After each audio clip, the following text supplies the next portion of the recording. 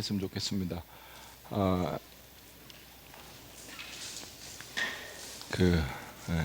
떠나자 바캉스. 우리 한 번 더 믿음으로 우리 한번 서로 인사했으면 좋겠습니다. 떠나자 바캉스. 바캉스를 떠나기 위해서 지금 믿음이 필요한 시점입니다.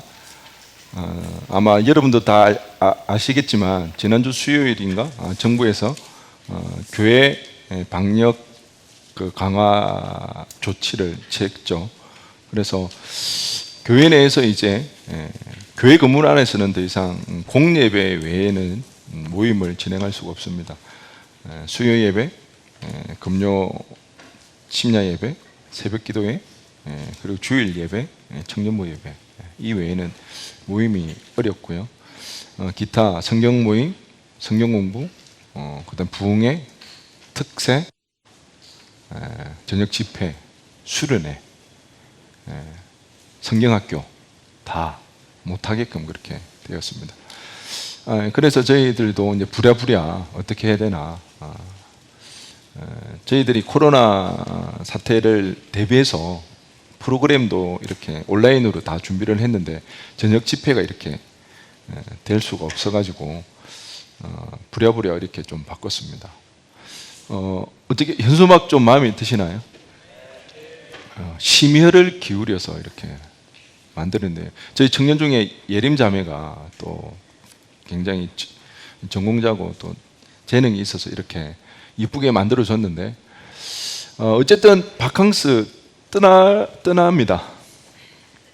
떠나는데 3주간 동안 저희들이 여름 프로젝트를 그렇게 진행할 텐데요. 주중에는 할 수가 없어서 주일, 3번의 주일을 통해서 우리가 할 계획입니다. 먼저 혹시 바캉스를 떠나기 위해서 휴가를 내신 분이 있다면 죄송한 말씀을 전하고요.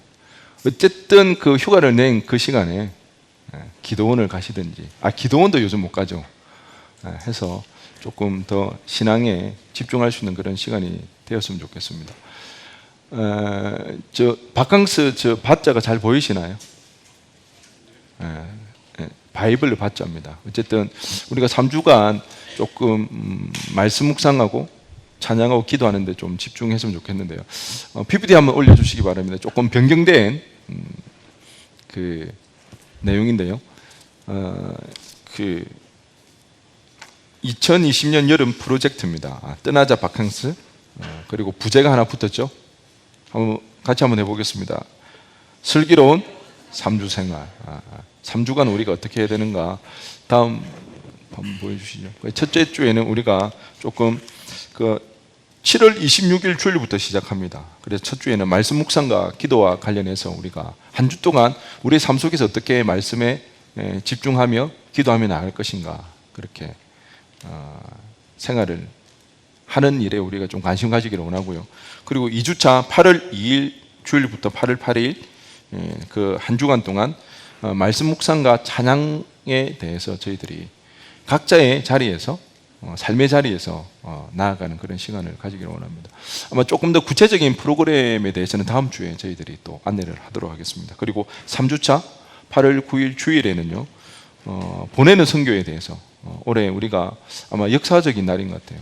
이렇게 하기전도 봉사를 나가지 못하는데요, 직접 나가지 못하기 때문에 보내는 선교에 대해서 우리가 생각했으면 좋겠습니다. 그래서 하기전도 봉사와 선교에 대한 그 주일로 저희들이 지키기를 원하는데요. 그래서 원래 우리가 계획했던 우리 그 강사 목사님이 이제 김길 목사님이랑 그 다음에 김영성 간사님이셨는데, 김영성 간사님은 전도사님은 지금 교회 사역 때문에 주일날 시간을 내기 어려워서 2주간은 종전에 우리가 계획했던 김길 목사님,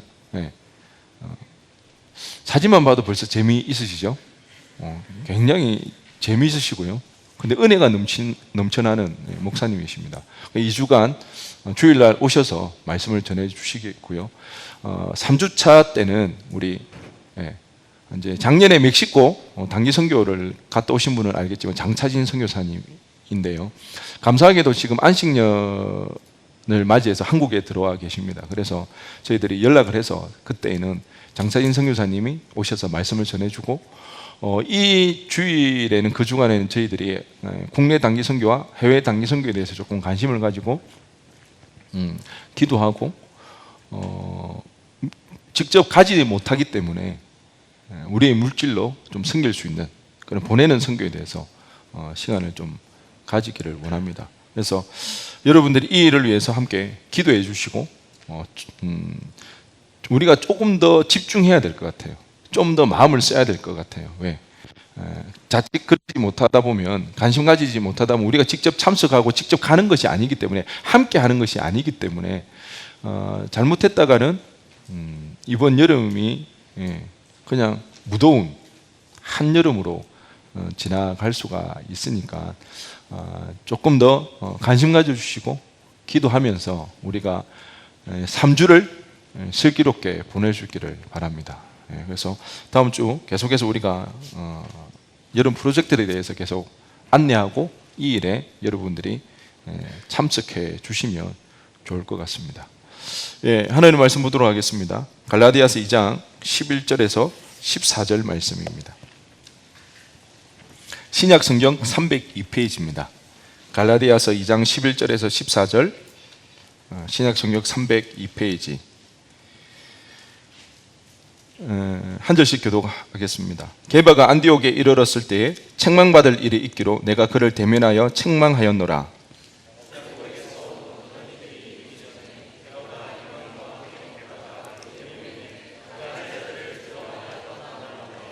남은 유대인들도 그와 같이 외식함으로 바나바도 그들의 외식에 유혹되었느니라.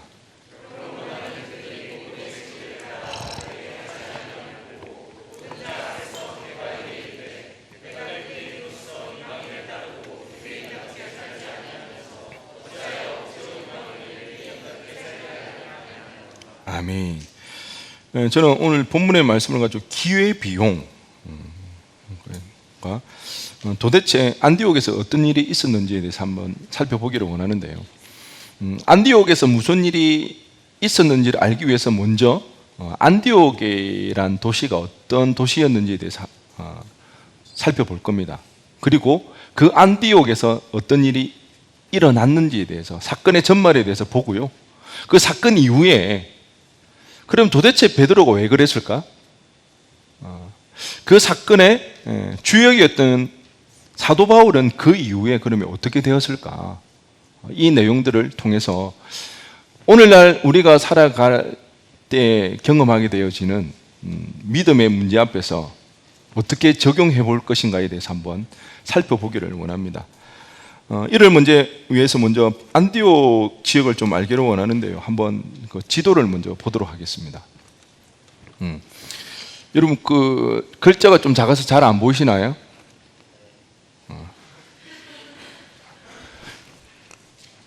그럼 나와서 볼래? 여기 보면 이제 저희들이 지금 보고 있는 지역이 빨간이 보이시나요? 여기 황색 여기가 지금 갈라디아 지역입니다. 갈라디아 밑에 보니까 뭐라고 적혀 있나요? 오늘날의 지명이거든요. 갈라디아 지역은 사도 바울이 선교 여행을 총 3번을 떠나고 마지막 로마로 후송되어 가는데 그것을 선교 여행으로 봐서 총 4번을 갔다, 아니면 사도 바울의 선교 여행은 총 3번을 보기도 하는데요. 사도 바울의 선교 여행 첫 번째 지역이 이 갈라디아 지역입니다. 그래서 이쪽으로 이렇게 갔거든요. 그리고 여기가 갈라디아 지방입니다. 터키입니다. 그리고 그 옆에 보니까 아시아라고 되어 있죠. 소아시아라 되어 있는데요. 좀 우리 많이 봤던 이름이 나오지 않습니까? 이거 이름 뭐라고 되어 있나요? 안 보이시나요? 버가모?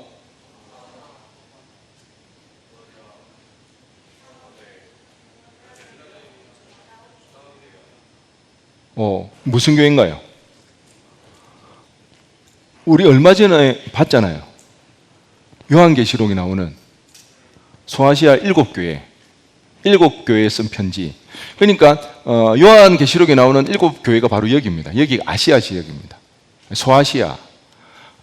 그리고 오늘 우리가 보고 있는 그 안디옥은 여기 약간 보이시나요? 여기가 안디옥입니다. 이게 무슨 색인가요? 분홍색인가요? 당시 이 지역이 다 수리아, 지금 지명으로는 시리아 지역입니다. 그 수리아의 안디옥이고요. 여기는 어딘가요? 다소. 어디죠, 다소가? 터키인데, 그 사도 바울의 고향이 길리기아 다소라 그러죠. 길리기아 지방의 다소. 여기가 다 지금 터키 지역입니다. 그리고 여기 이스라엘 보이시나요? 여기가 이제 이스라엘입니다. 그래서 이렇게 이제 지역이 있는데요. 비시디아 지역 보이시나요? 비시디아 위에 보면 뭐가 있나요? 안디옥이 있죠. 그래서 비시디아 안디옥이랑 시리아 안디옥을 구분하기 위해서 비시디아 안디옥, 시리아 안디옥이라고 그렇게 따로 부르고 있습니다. 다음 사진 한번 보여주시겠나요? 예, 여기가 이제 사도 바울이 선교 여행을 떠난 첫 번째 선교 여행이 루트거든요. 그래서 여기 수리아에 있는 안디옥에서 구브로 섬, 지금은 키프로스라 그러죠. 키프로스를 어떻게 구브로로 했는지 좀 이해는 안 되는데요. 발음이 좀 비슷한가요? 옛날에 번역하다 보니까 키프로스 섬을 구브로 섬이라고 그렇게 했던 것 같아요. 그래서 여기 갈라디아 지방을 이렇게 가게 되어집니다. 이 지역에서 복음을 전하고 났을 때에 복음을 전하러 가서 거기서 개척한 교회가 바로 갈라디아 지역에 있는 교회들입니다. 그 교회들을 향해서 쓴 편지가 우리가 읽고 있는 갈라디아서고요. 그래서 안디옥에서 지금 사건이 일어났다 했을 때는 여기 안디옥을 말합니다. 여기 안디옥. 예루살렘에서는요, 위로 올라가다 보면 400km가 떨어져 있습니다. 400km의 차이가 있고요. 이 수리아 안디옥은요, 당시에 동과 서, 남과 북의 교차점이었습니다. 그렇기 때문에 무역이 굉장히 발달했던 그런 시내였습니다. 이상 보시고요. 이렇게 보게 되면 무엇보다도 교역 중심지, 무역이 활발했던 지역이고, 여러분도 알다시피 그 로마 장군 폼페이우스 있죠. 이 폼페이우스가 시리아를 속주로 삼고 수도로 이 안디옥을 삼았습니다. 폼페이우스가 시리아의 수도를 안디옥으로 그렇게 했고, 나중에 카이사르가 이 안디옥을 자치도시로 이렇게 승격시킵니다. 그러니까 우리가 익히 들어 알고 있는 유명한 장군들이 관심을 가졌던 지역이 바로 이 안디옥이라는 지역입니다. 나중에는 이 안디옥에요, 사람이 한 25만 명까지 이렇게 늘게 되어집니다. 그래서 당시 동방에서는요, 많은 사람들이 동방에서 세 번째, 네 번째로 큰, 서너 번째로 큰 도시라고 그렇게 생각하고 있습니다. 우리나라 같으면 어떤가요? 서울 다음에 마산? 무시하는 겁니까? 마산에도 있을 거 다 있거든요. 백화점도 있고 수영장도 있고 집안 기분 나쁘다. 홈플러스도 있고 좀 있으면 코스코가 들어온다고 그러던데. 마산도 살만합니다. 그 정도로 큰 도시였습니다. 교역 중심지다 보니까 아무래도 외국인들이 굉장히 많이 왔다 갔다 했고요. 여행객들도 많이 찾아오는 곳이 바로 안디옥이었습니다. 그러다 보니까 다양한 언어, 다양한 문화들이 섞여서 함께 했던, 공존해서 살아가던 지역이 수리아 안디옥입니다. 요즘으로 치면 저는 아마 LA 같지 않을까 그런 생각이 듭니다. LA도 미국에서 손가락 안에 드는 큰 도시잖아요. 그런데 거기에는 다양한 민족들이 와서 함께 살거든요. 피부색도 다르고 언어도 다르고 다양한 문화들이 공존하는 곳이 LA입니다. 아마 당시에 수리아 안디옥이 LA와 같은 그런 도시가 아니었는가 생각되어집니다. 그곳은요, 지역 특산품뿐만 아니라 외국 상품들이 파는 곳이 많았고요. 여행객들도 많이 왔다 갔다 했고, 가는 곳곳마다 아마 신전들이 늘 이렇게 있었을 것입니다. 그렇게 우리는 안디옥을 상상해 볼 수 있는데요. 이런 곳에 디아스포라 공동체, 흩어진 유대인들이 살고 있습니다. 여러분 한번 생각해 보시기 바랍니다. 여러분이 많이 유대인이었다면 문화가 공존하고 그리고 무역이 활발한 이 지역에서 살아갈 때에 아무런 고민 없이 살아갈 수 있었을까요? 특별히 신앙심이 깊은 유대인이었다면 이방인들과 확실한 경계를 두어야 하고 구별을 두어야 하는 유대인이 이 안디옥에서 살아갈 때에 아마 많은 고민들이 있었을 겁니다. 그렇기 때문에 우리가 다양한 기록물들과 성경을 미루어 짐작해 보건대 당시에 유대인들은요, 믿음이 좋은 유대인들은 그들은 이방인들과 아마 그 사업적으로는 거래는 했을 겁니다. 하지만 동업은 하지 않았고요. 이방인들과 친구는 삼았지만 결혼은 하지 않는 그런 문화를 형성하면서 이 유대인들은 살아갔을 것입니다. 그렇게 자신들의 신앙을 지켜나갔고요. 사도 바울도 그 중에 한 명이었습니다. 그런데 예수님을 만나고 나서 보니까 이런 벽이 의미가 없어지는 거죠. 이방인들과 그렇게 벽을 세울 이유가 없는 것입니다. 복음의 진리에 따르면 이방인과 유대인을 구별할 이유가 없어진 겁니다. 예수님의 십자가를 통해 한 가족이 되었습니다. 더 이상 조상들의 전통이나 율법으로 의해서 하나님의 백성된 표지를 드러낼 필요가 없었습니다. 십자가 은혜로 인하여서 누구든지 하나님의 백성이 될 수 있었기 때문에 이방인들과 더 이상 이렇게 구별되어서 살 이유가 없었던 것이죠. 그렇기 때문에 이방인과 그리스도인들이 함께 식사도 하고요, 동업도 하고 결혼도 할 수 있었습니다. 그게 더 이상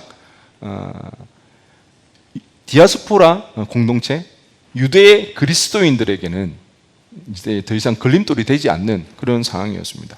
이처럼 안디옥은요, 민족을 초월한 새로운 공동체를 이뤄 나가는 그 첫 시도가 있었던 지역입니다. 오늘 살아가는 우리에게 이 이야기는요, 놀라운 이야기가 아니죠. 어찌 보면 너무 당연합니다. 우리도 사실 따지고 보면 이방인이죠. 우리도 예수님을 믿기 때문에 우리의 민족이 다르다고 해서 우리가 할례를 해야 되고 음식법을 지키면서 이스라엘 사람들과 구별되어서 살아가야 하나님의 백성이 되는 이스라엘 문화를 따라가야 할 이유는 없는 거죠. 그것과는 하나님의 백성이 되는 것은 상관이 없게 되어지는 거죠. 하지만 당시에 이 사건은 엄청난 충격적인 이야기였습니다. 지금도 얼마 전에도 미국에서도 흑인 폭동들이 일어났죠. 이유는 무엇인가요? 인종차별이잖아요. 민족 간에 화합을 한다? 민족이 하나가 되어진다?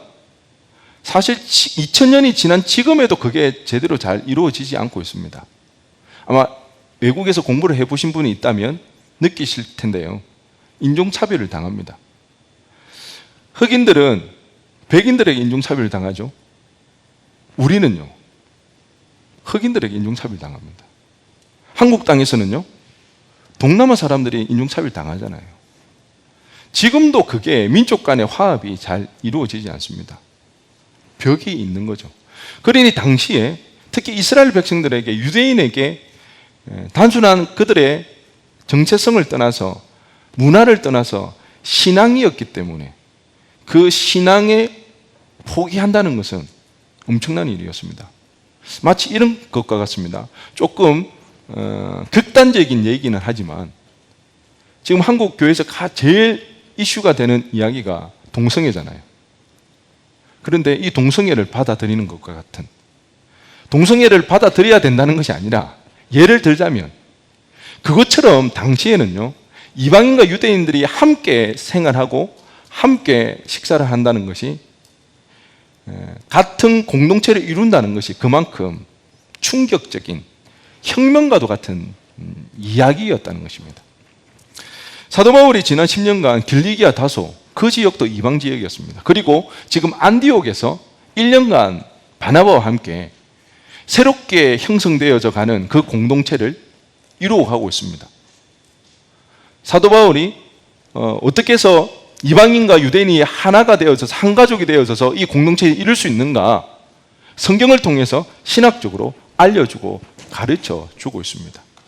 자신의 지난 그 10년의 시간들을 통하여서 그가 고민하였고 그가 연구했던 그 내용들을 지금 안디옥에서 실현해 나가고 있습니다.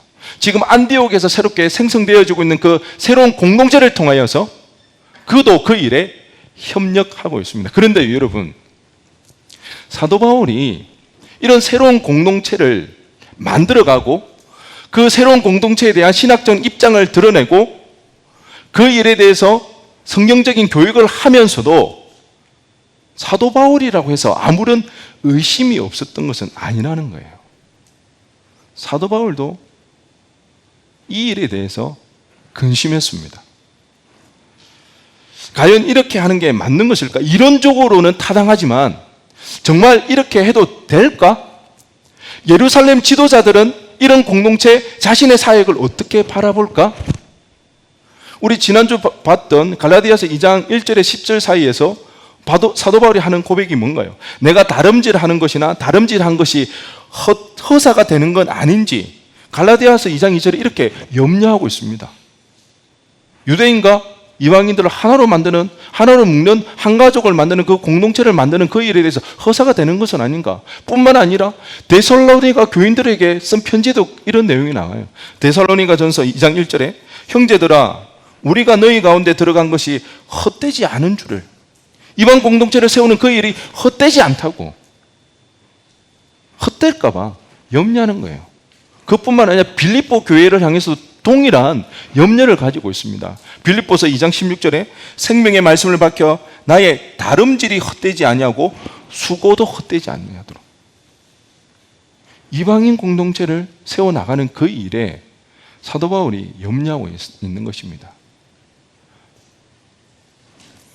이방인의 사도로 부름받았던 사울이지만 보다시피 무엇을 해야 하는지 사도 바울에게 정답지가 있었던 게 아니에요.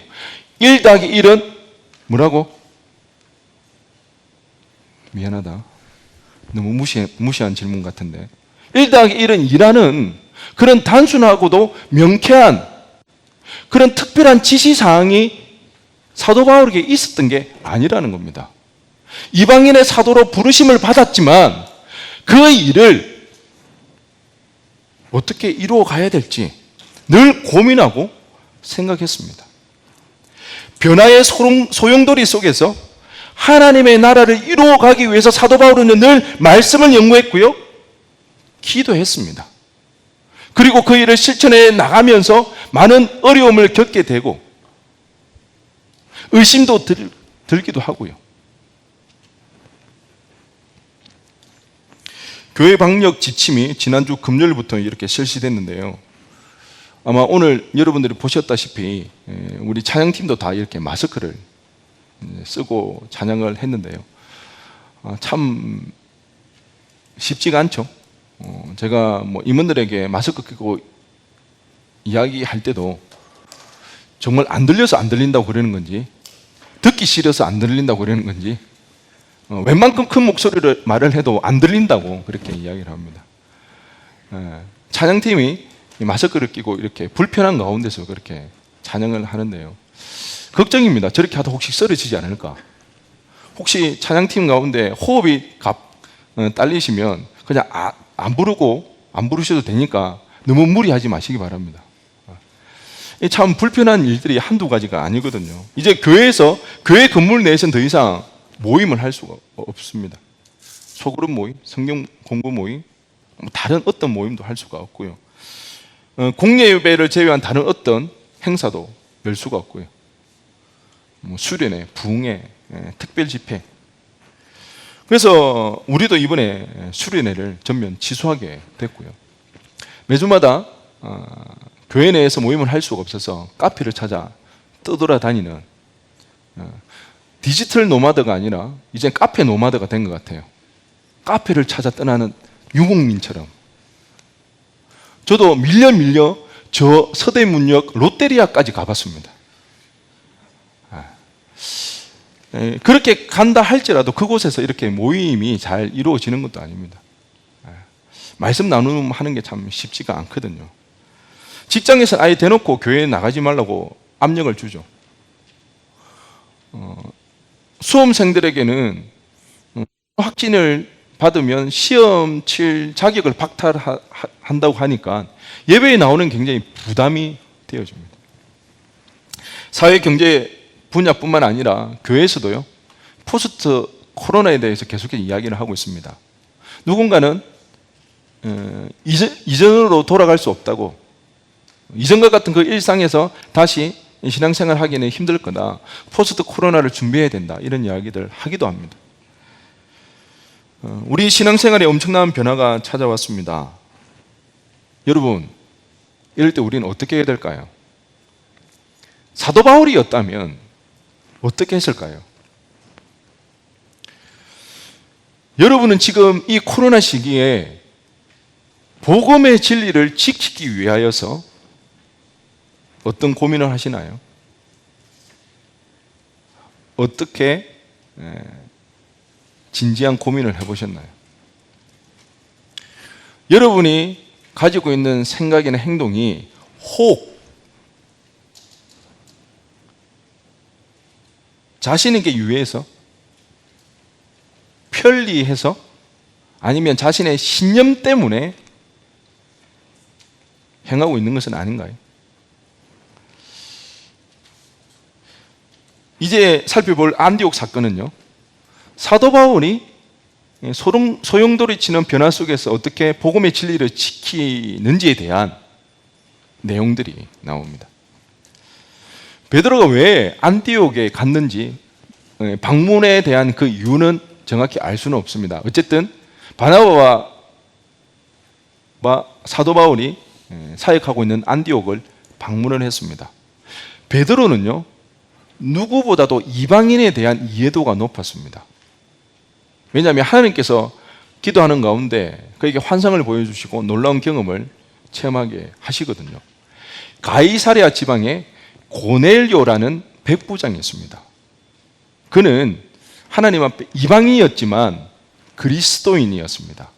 신실한 그리스도인이었습니다. 사도행전 10장 4절 말씀을 한번 보시면요, 한번 읽어보겠습니다. 시작.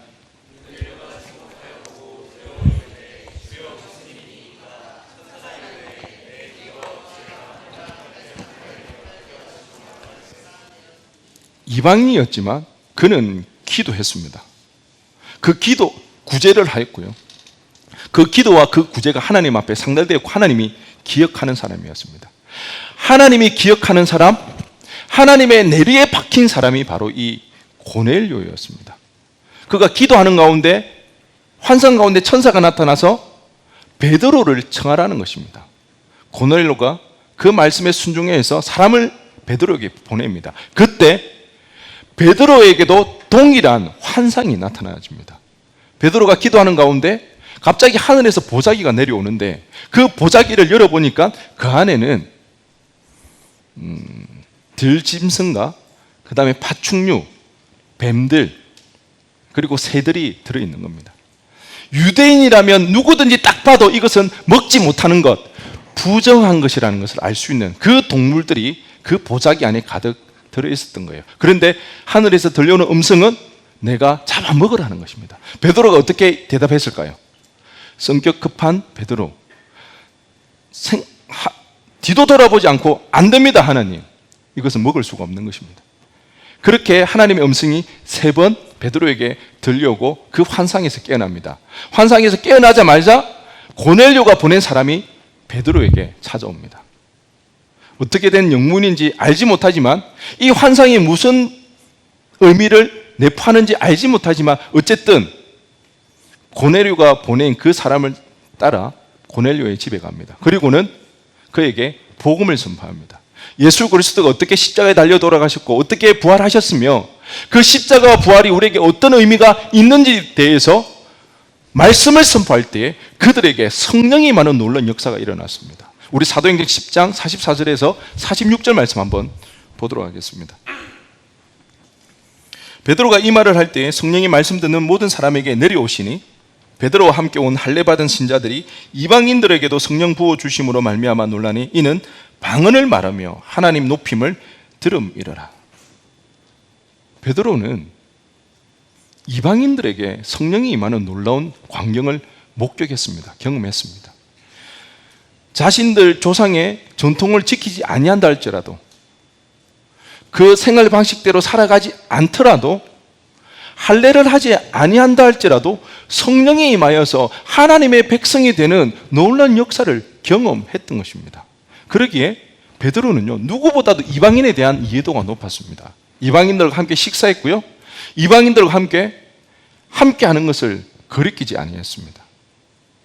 그랬던 그 베드로가 돌변했습니다. 이방인에 대한 태도가 달라졌습니다. 우리 오늘 갈라디아서 본문 2장 12절 말씀 한번 읽어보겠습니다. 시작.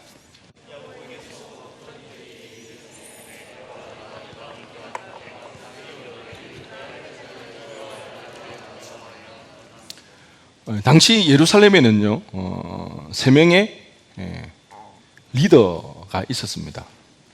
중심 지도자였는데요, 야고보와 베드로와 요한이었습니다. 이 야고보는 요한의 형제 야고보가 아니라 예수님의 동생 야고보입니다. 예수님의 동생이었기 때문에 베드로도 감히 범접할 수 없는 권위가 있었고요, 그 말에 대한 신뢰가 굉장히 높았습니다. 왜? 예수님의 동생이니까. 야고보의 사람들, 야고보에게서 왔던 그 사람들이 야고보의 권위에 의지해서 말을 할 때에 감히 거부하거나 따르지 않기가 쉽지 않다는 겁니다. 그 야고보에게서 온 그들은 아마 보수적인 성향이 강했던 것 같아요. 전통을 중시했습니다. 예수님을 믿지만 여전히 이방인과 구별되게 조상들의 전통을 지키는 것을 강요했습니다. 결국 베드로도 야고보의 그 권위에 눌려서 이방인과 식사하는 도중에 뒷걸음질 치고 말았습니다. 그런데 사도 바울은 그 장면을 자시할 수가 없었습니다. 그냥 넘길 수가 없었습니다. 왜요? 베드로처럼 영향력이 큰 사람이 만일 그냥 넘어간다면 많은 유대의 그리스도인들이 본받고 따를 것이 분명했기 때문입니다. 지금까지 근심하며 걱정하며 이방인의 사도로서 새로운 공동체를 이루어가기 위하여서 더 이상 유대인과 이방인의 벽을 허물어 버리고 조상들의 전통은 단순하게 생활 방식으로 그냥 놓아뒀는데 그 일에 대해서 계속해서 주장해왔는데 베드로의 이 모습을 묵인해버리면 또다시 원점으로 돌아갈 공산이 컸습니다. 하나님 백성된 표지는 예수 그리스도의 은혜가 아니라 유대인의 조상의 전통을 따르는 것, 할례를 행하는 것, 그 일로 되돌아가기가 뻔했던 것입니다. 그렇기 때문에 사도 바울은 그 자리에서 가만히 있을 수가 없었습니다. 뒷걸음질 치는 베드로를 향해서 비난하고 질책했던 것입니다. 여기까지가 안디옥에서 일어났던 사건의 전말입니다. 그러면 여러분, 우리가 여기서 한 두 가지를 생각해 보기를 원하는데요. 베드로는 왜 그랬을까? 베드로의 인생이 늘 캐치점마크가 많이 따라다니죠. 조금 우리하고는 좀 다른 차원의 사람인 것 같아요.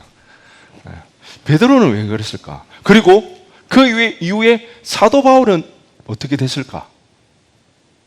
궁금하시죠? 아무도 안 궁금하죠. 한번 먼저 베드로부터 한번 보겠습니다. 왜 그랬을까? 12절 말씀 다시 한번 보도록 하겠습니다. 함께 읽겠습니다. 시작.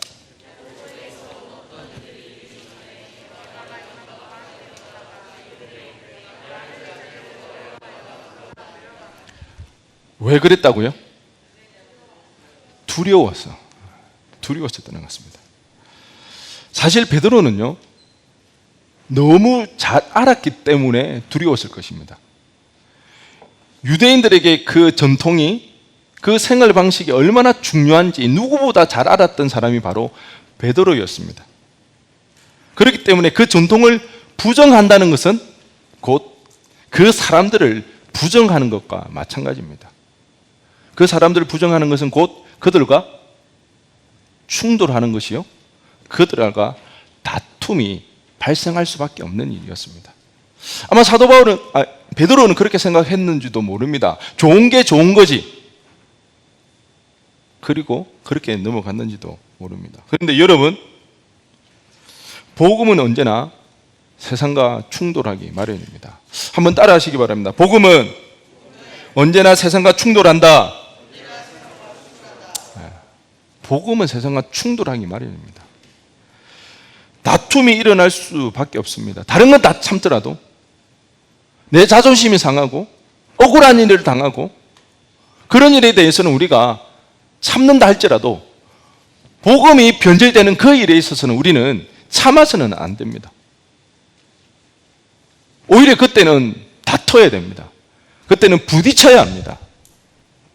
그러지 아니하면 복음이 변질되고 더 이상 복음의 능력이 드러나지 않기 때문이다. 이 시대에 교회가 힘을 잃어버린 것은 그리스도인들이 더 이상 세상 사람들에게 인정받지 못하는 이유는 복음이 변질되는 그 현장에서 우리가 침묵했기 때문입니다. 부딪히지 않아서 그렇습니다.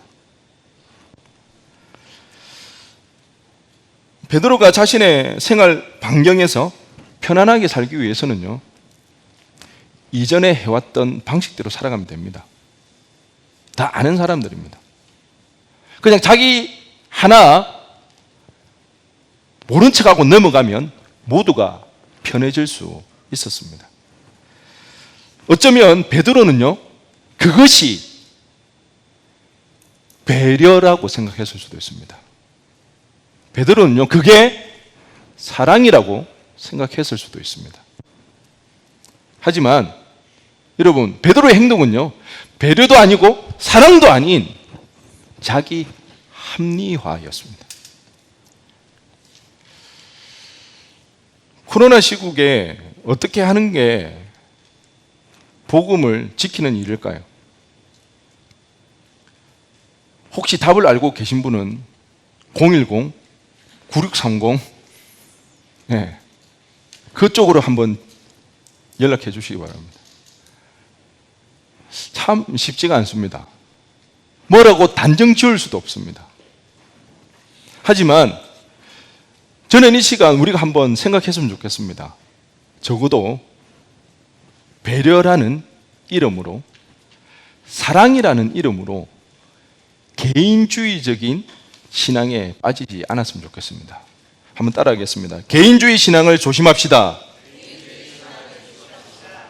여러분, 복음은요, 도무지 불가능해 보이는 민족 간의 벽을 허물었습니다. 예수님 안에서 한 가족이 되었던 것입니다. 신앙으로 서로 격려하고요, 물질이 필요하면 물질로서 서로를 도왔던 것입니다. 그런데 자칫 잘못하면 세상에 대한 배려 때문에 세상을 사랑한다는 명분 하에 우리 공동체를 해치는 일이 일어날 수가 있는 것입니다. 그러기에 나 하나의 행동이 어떤 영향력을 미치는지 잘 생각해야 되는 겁니다. 나 하나 무슨 큰 영향이 있을까? 아니요. 나 하나가 영향력을 미친다는 것입니다. 내가 하는 그 말 하나, 행동 하나가 주변의 사람들에게, 우리 공동체의 지체에게, 더 나아가 세상 사람들에게 영향을 미치기 마련이라는 것입니다. 사도 바울이 정말 가슴 아팠던 일은 뭔지 아십니까? 이 사건에서 베드로는 유대인이었습니다. 이스라엘에서 태어났습니다. 어릴 때부터 뼛속까지 유대 문화 속에 자라났습니다. 습관적으로 그랬을 수도 있을 거라고 사도 바울은 이해했을 겁니다. 그런데 베드로 때문에 바나바는요, 처음에 사진에서 봤다시피 키프로스 구브로 섬에서 태어났습니다. 유대 문화 속에서 자라나지 않았다는 거예요. 그런데 바나바가 그 베드로의 영향에 동조했던 것입니다. 오늘 우리가 읽었던 개역 개정에는요, 단지 바나바도라고만 되어 있지만 세번역 성경에 보면 이렇게 나와 있습니다. 마침내는 바나바까지도, 다른 사람도 아닌 함께 선교 여행을 떠나고 1년간 안디옥에서 그렇게 수고하였던 새로운 공동체를 이루어 나가기 위하여 함께 동력하였던 바나바조차도, 심지어 바나바조차도 그 외식에 걸려 넘어지고 말았다는 것입니다. 이에 대해 톰 나이트는요, 사도 바울의 마음을 이렇게 이야기하고 있습니다.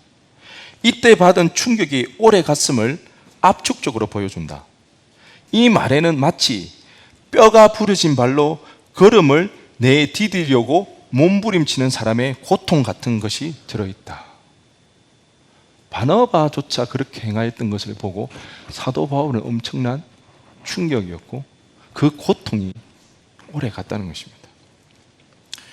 우리의 믿음의 행동이 복음을 드러낼 수 있기를 바랍니다.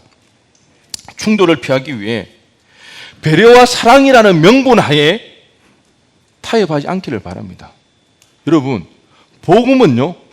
복음의 진리는 언제나 공동체를 강화시킵니다. 성령의 역사, 오순절 마가의 다락방에서 일어났던 그 성령의 역사, 120문도가 함께 모여 기도할 때 일어났습니다. 여러분, 성경을 자세히 보시기 바랍니다. 성령의 역사가 일어날 때는 개인의 기도가 아니었습니다. 언제나 공동체적으로 함께 모여 기도하고 함께 할 때 성령의 역사들이 일어났던 것입니다. 복음의 진리는 공동체를 강화시켜 나가는 것입니다. 그렇게 우리는 이럴 때일수록 지혜를 구해야 합니다. 사도 바울이 당시에 그렇게 고민하였고 염려하였고 걱정했던 그 고민, 그 생각들을 가져야 합니다. 말씀을 연구해야 합니다. 기도해야 합니다. 이 코로나 사태에 어떻게 지혜롭게 행해야 하는지, 그래서 세상도 배려하고 이 공동체를 어떻게 하면 해를 끼치지 않을지 우리 고민해야 합니다. 그것이 우리가 이 코로나 시대에 우리의 복음의 진리를 지키는 일인 줄로 믿습니다.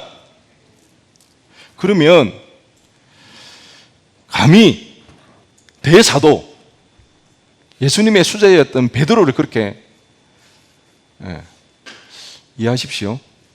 깠던 사도 바울은 어떻게 됐을까요? 괜찮았을까요? 성경에 보니까 그 이후에도 막 사역하는 게 나오니까 뭐 별 문제 없었을 것 같은데 사실 그렇지가 않은 거죠. 우리는 단편만 보고 넘어가는 거죠. 아마 대단한 소동이 일어났을 것입니다. 어디 감히 베드로에게 그런 험악한 말을. 제가 만일 어른에게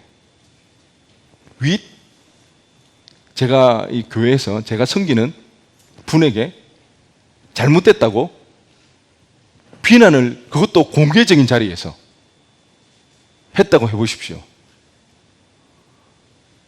어떻게 될 것 같나요? 만약에 제가 지금 여기서 말씀을 전하다가 혹시 실수했어요. 그걸 강찬이가 눈치를 채고 자리에서 일어나서 목사님 그거 아니라고요. 잘못됐다고요. 목사님 그렇게 하면 저주받아요. 그렇게 하면 제가 어떻게 할까요? 저는 겸손하고 온유하여서 그래, 네 말이 옳다. 네가 나보다 낫다.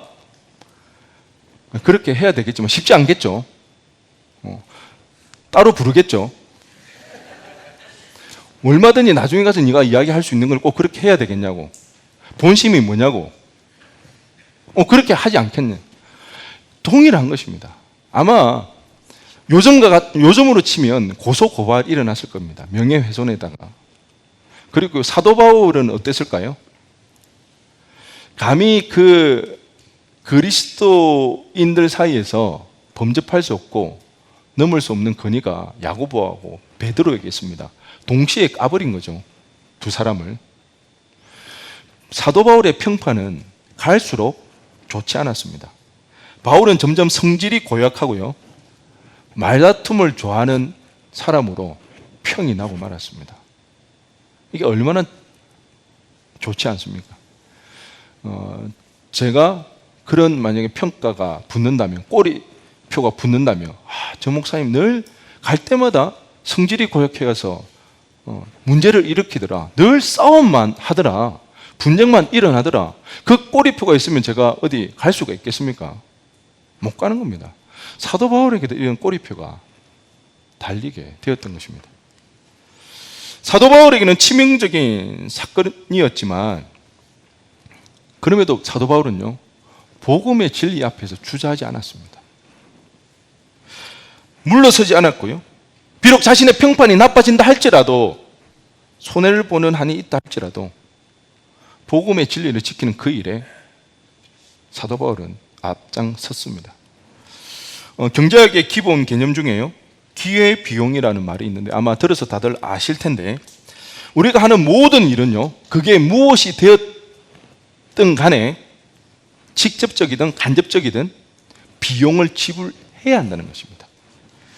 대부분의 사람들은 부자가 되고 싶어 하고요, 그렇게 부자가 된 사람들을 부러워합니다.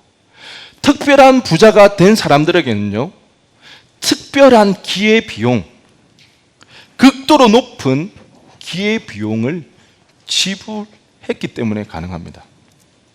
우리가 잘 아는 빌 게이츠요, 30대의 대부분을 주 5일은 사무실에서 잠을 잤다고 합니다. 집에를 들어가지 아니하고 30대의 대부분을 보냈다고 합니다. 스티븐 잡스, 그가 성공하기 위해서 자신은 큰딸을 포기해야 했습니다. 큰딸을 돌보지를 않았습니다. 브래드 피트, 늘 그를 따라다니는 이 카메라 때문에 그가 우울증에 걸리고 말았습니다.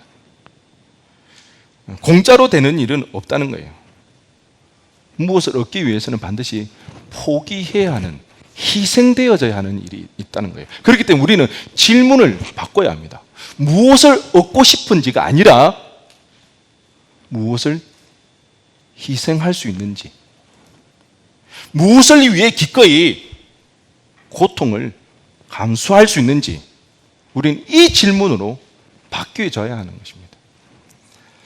멋진 몸매는요, 턱까지 차오르는 숨막히는 그 고통과 육체적인 스트레스를 당하지 않고서는 맛있는 음식, 떡볶이, 치킨, 요즘 조스, 이거 이야기하면 안 되겠죠. 그런 아이스크림, 이런 음식을 포기하지 않는 한 다이어트 할 수 없습니다. 365일 다이어트 해야 합니다. 여러분은 복음을 위해 어떤 고통을 감수할 수 있습니까? 복음을 위해 기꺼이 투쟁할 수 있습니까? 고통마저 기꺼이 감수할 수 있는 거라면 진정 원하는 것입니다.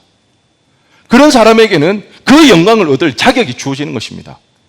원하지만 투쟁할 수 없고 희생할 수 없다면 그 사람은 그 일에 대한 진정한 마음이 없는 것입니다. 아니면 게으른 사람인 것입니다. 한 지체로부터 카톡이 왔어요. 참 은혜가 돼서 소개를 하는데요, 아마 어디에서 인용을 한 것 같아요.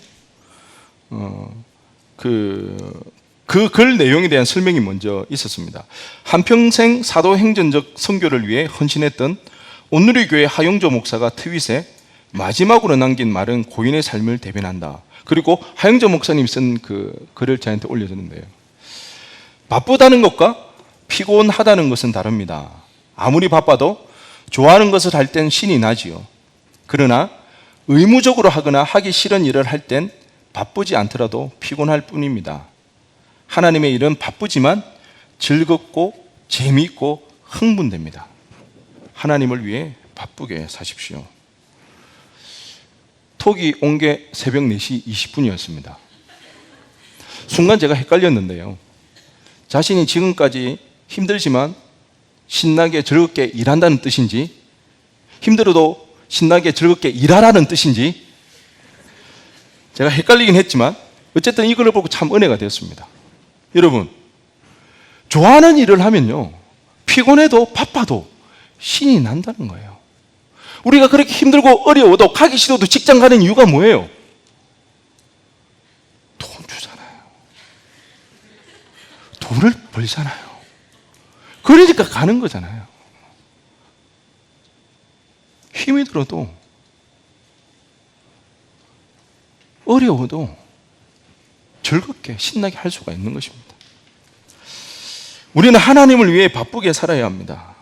피곤해도 즐겁습니다. 바빠도 재밌어야 합니다. 어떤 희생을 치르더라도 해야 합니다. 사도 바울처럼요, 복음을 위해서라면 자신을 내어 던질 수 있는 우리가 되어지기를 원합니다. 하나님을 위해 바쁘시기 바랍니다. 하나님을 위해 바쁘세요. 말씀을 정리하겠습니다. 변화의 소도의 속에서 우리의 믿음이 변질되거나 위축되지 말아야 합니다. 믿음으로 두려움을 이겨내야 합니다. 타협하지 않고 감수하시기 바랍니다.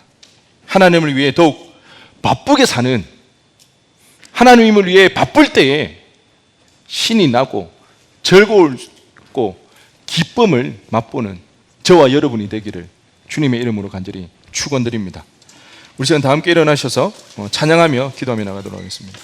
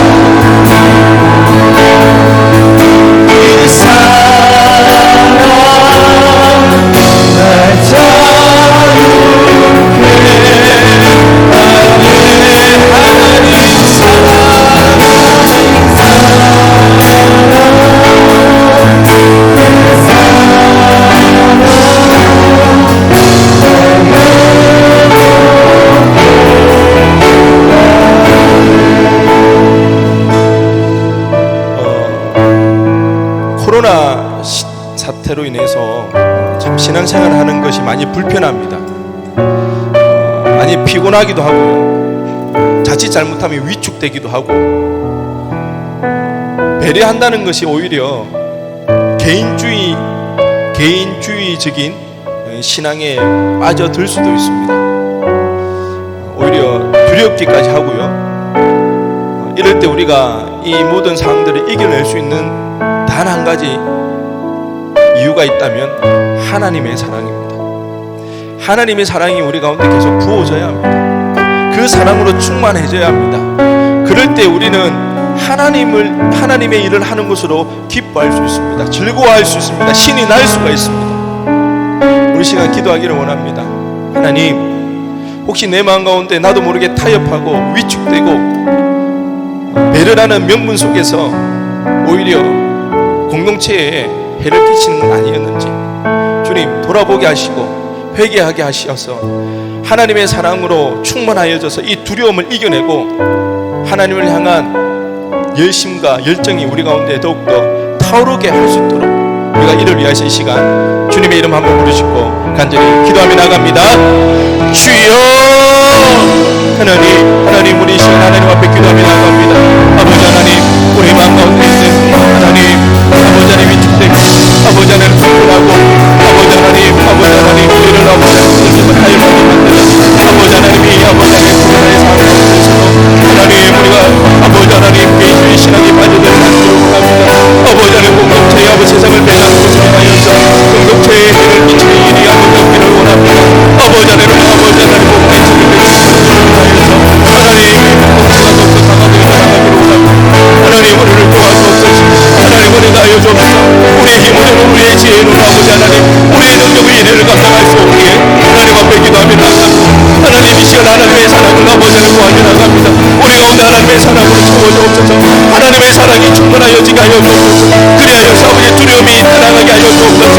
아버지 타협하지 않게 도와주옵소서. 오히려 더욱더 주님만을 더욱더 사모하게 하여 주옵소서. 하나님의 공동체를 더욱더 이루어나가는 저희들 우리의 힘을 쏟는 일들이 우리 가운데 일어나게 하여 주옵소서. 주님 하나님 이 시간 우리 가운데 힘을 풀어주옵소서. 하나님 임재하여 주옵소서. 우리 하나님 우리 왕사하여 주옵소서. 아버지 하나님 하여 주옵소서.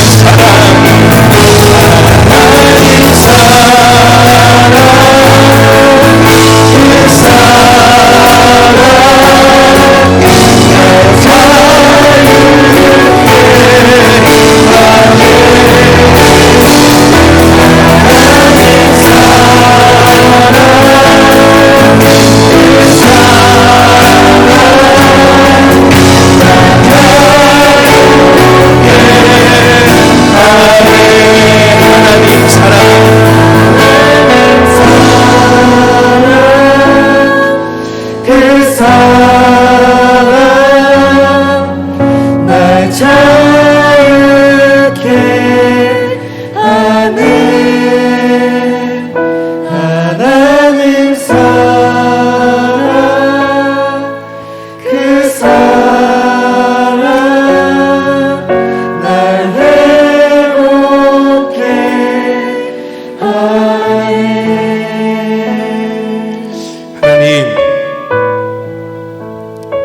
변화가 많은 이때